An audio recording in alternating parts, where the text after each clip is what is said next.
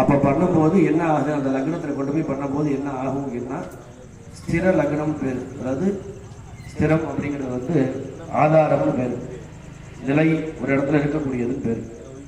இந்த ஸ்திரத்தில் லக்னத்தில் போய் அந்த அம்பாளுக்கு கும்பாபிஷேகம் செய்து ஆராதனைகள் செய்து மகா பூஜைகள்லாம் செய்து நம்ம அம்பாள் எவ்வளவுக்கு எவ்வளோ நம்மளால் ஈட்ட முறையில் பூஜைகள் செய்து அம்பாளுக்கு பூஜை பண்ணுறோமோ அவ்வளவுக்கு எவ்வளோ நமக்கும் அந்த பலன் உண்டு அப்படிங்கிறது சாஸ்திரம்.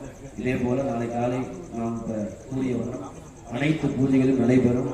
2ஆம் கால யாகவேள்விகள் துவக்கப்பட்டு ஆத்தரத்த பூஜைகள்லாம் முடிந்து பூர்ணாபதி செய்விக்கப்பட்டு மகா கும்பாபிஷேகம் இட்ட வண்ணம் அந்த லக்னத்திலே செய்விக்கப்பட்டு தொடர்ந்து மகாபிஷேகம் செய்து பசுமாடு கோ பூஜை, கன்னியா குழந்தை பூஜை, ஒரு 9 வயசுக்கு இருக்கக்கூடிய கன்னியா குழந்தை பூஜை பண்ணி அதுக்கடுத்த தம்பதி பூஜை இதெல்லாம்